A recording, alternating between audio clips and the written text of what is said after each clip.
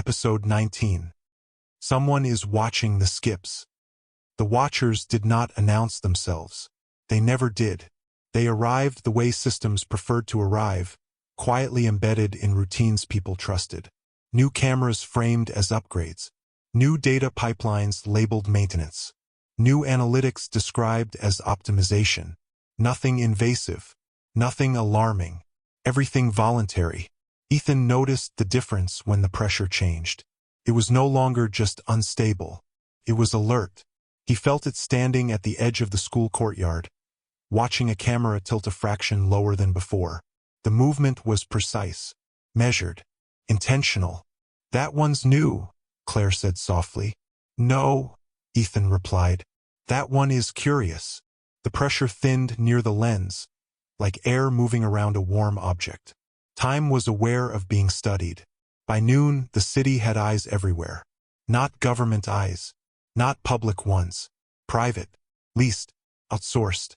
Ethan followed the identifiers on the camera housings and traced them back through corporate shells and subcontractors until the names dissolved into acronyms and holding companies. "They don't belong to anyone who answers questions," he said. The girl nodded. "That's the point." The pressure pulsed faintly, uneasy. The watchers were not looking for people. They were looking for deviations. Ethan realized this when the minute arrived near the library. At 1:18, the air thinned between shelves. Sound dulled. A book hovered mid-fall. Ethan stood inside the minute. So did a man at a desk across the room. The man did not freeze. He looked up, not confused, focused. He adjusted something on the device clipped to his jacket. The pressure surged weakly. Time recoiled. The minute slid away quickly. Too quickly. The library snapped back to normal. The book hit the floor. People blinked and moved on. The man stood, calmly replaced the device in his pocket, and left without urgency. Ethan's heart pounded. "He knew," Claire whispered. "Yes," Ethan replied. "And he didn't need to stop it." The girl's voice was tight. "Because he was there to watch it." That night, the first pattern emerged. The minute began appearing near clusters of private surveillance. Not always, but often enough to matter. Cameras adjusted minutes before arrival. Systems refreshed. Data caches expanded. They were predicting, not perfectly, but well enough. "They're learning its behavior," Ethan said.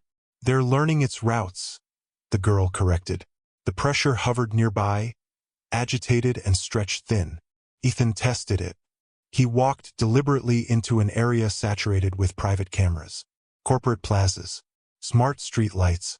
Autonomous kiosks blinking softly. The pressure surged weakly. The minute arrived early. It slowed. Not fully. Just enough.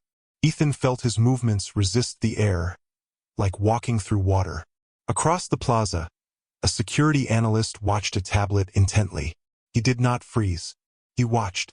The analyst nodded slightly. The minute withdrew. Ethan staggered. The watchers were not victims of the skip. They were immune to its effect. "That's impossible," Claire said later, her voice shaking.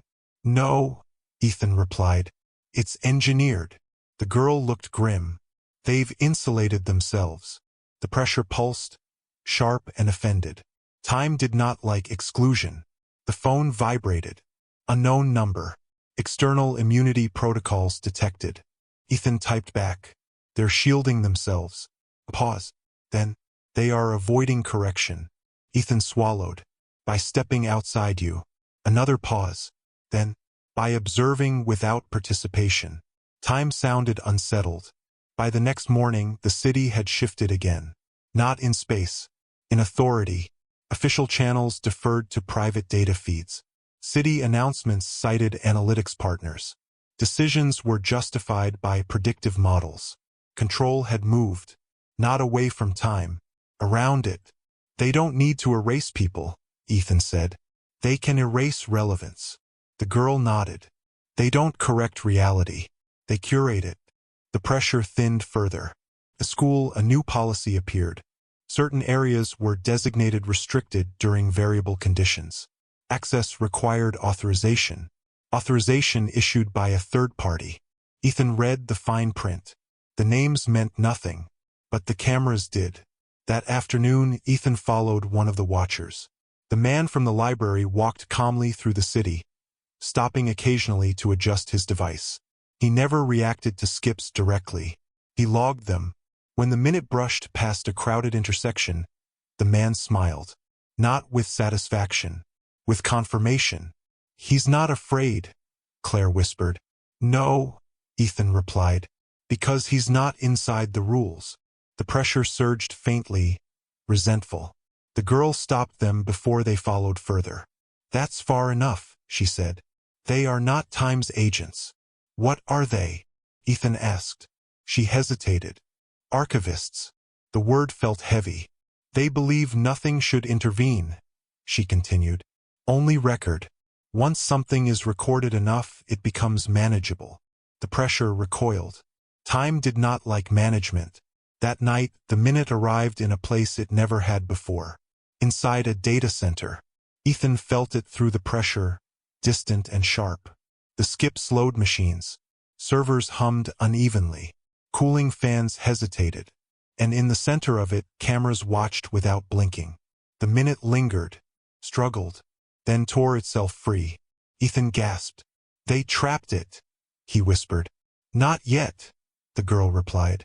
"But they are close." The phone vibrated violently. Unknown number. Hostile observation escalating. Ethan typed back. "They're learning how to contain you." A long pause. Then, "Containment by external system unacceptable." Ethan felt a strange shift. Fear. Not from him. From Time.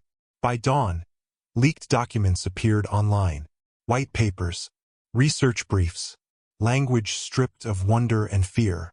Temporal irregularities. Event displacement. Non-participatory observation windows. The minute had been renamed. It had been reduced to a phenomenon. Something to be used. Ethan read until his eyes burned. "They're planning something," he said. "Yes," the girl replied. "They want to make it reliable." The pressure surged weakly. Reliable was worse than erased.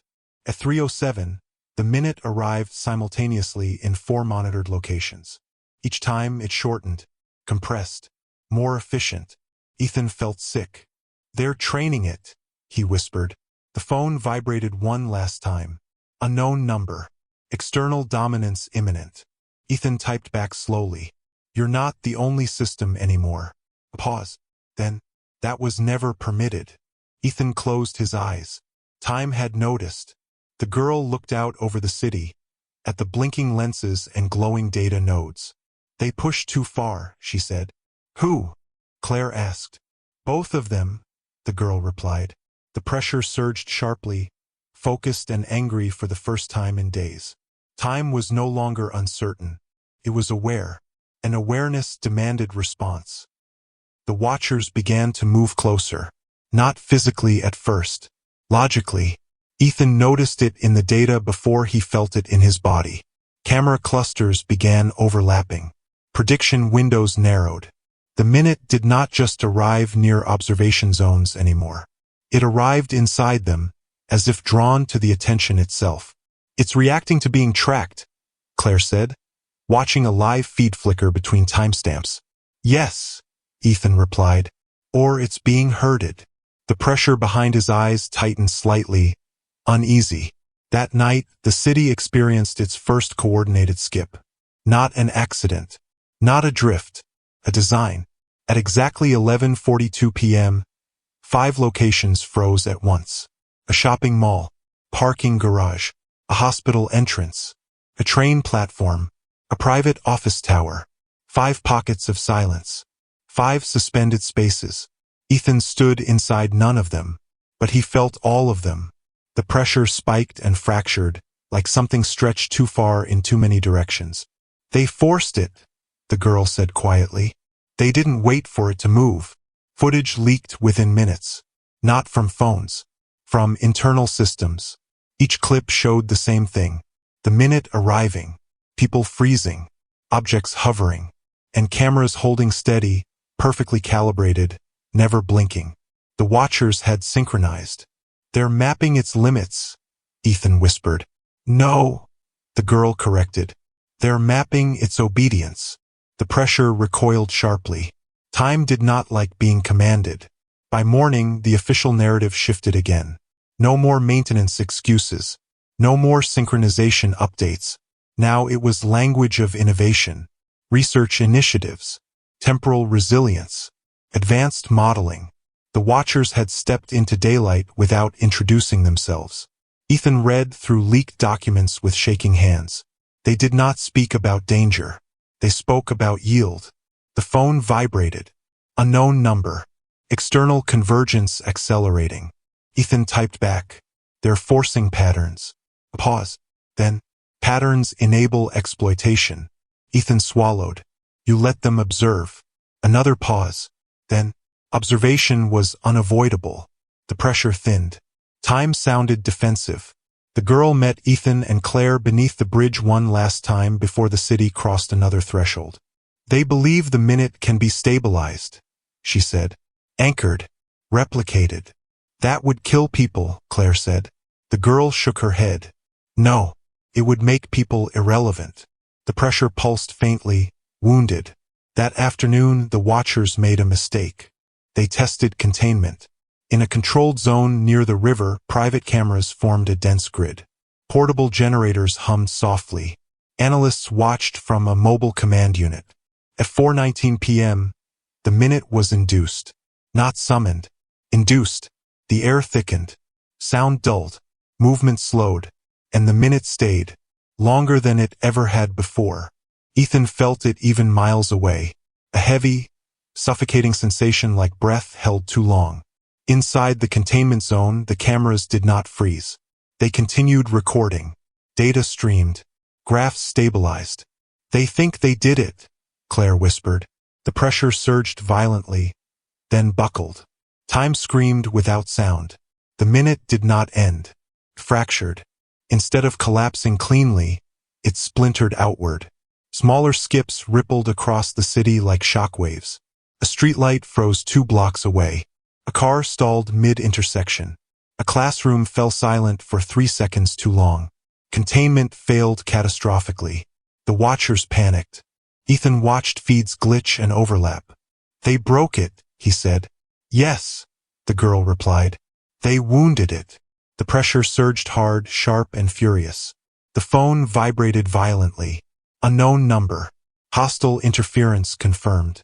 Ethan typed back immediately. They're trying to own you. A pause. Then, ownership is unacceptable. The words carried weight now. Not uncertainty. Decision. By evening, the watchers changed tactics. They began isolating witnesses. People who remained conscious during skips were flagged. Locations with repeated anomalies were restricted. Access required authorization issued by private systems. They're cutting around us, Claire said. Yes, Ethan replied. They want observers without participants. The pressure hovered close, angry and focused. Ethan followed one last watcher. Not the analyst. Not the technician. A supervisor. Someone who did not touch devices, but approved actions. They met near a quiet plaza where cameras overlapped too densely to count. The minute brushed past the space lightly. The supervisor did not freeze. He smiled. Ethan felt cold flood his chest. He knows, he whispered. The pressure recoiled sharply. That night, the girl spoke words she had avoided until now. They don't fear time, she said. They fear unpredictability. And you? Ethan asked. She met his eyes. I fear what time does when it is cornered. The pressure surged, tight and dangerous. At 3:07, the minute arrived wrong. Not late, not early. Angry. The air distorted briefly. Sound twisted. Lights flickered violently. For a heartbeat, Ethan felt time looking outward instead of inward. Searching. Not for people. For opposition. The phone vibrated. Unknown number. External systems exceed tolerance. Ethan typed back slowly. You noticed them. A long pause followed. Then, yes. The single word carried more weight than anything before it. Across the city, cameras glitched. Not shut down. Misaligned. Angles shifted unexpectedly. Feeds blurred at critical moments. Data packets dropped. The watchers scrambled. For the first time, they were reacting. Time had turned its attention outward. The girl exhaled slowly. "This is the moment," she said. "What moment?" Claire asked. "When time stops defending itself," the girl replied, "and starts choosing." The pressure surged, sharp and decisive. Ethan looked out over the city. The minute moved restlessly now, no longer hiding, no longer compliant. Cameras watched, systems calculated, and time watched back. The phone vibrated one final time before midnight. Unknown number. "They are no longer invisible." Ethan typed back with steady hands. "Good." The pressure surged once, strong and focused. Time had noticed them, and it was done being observed quietly.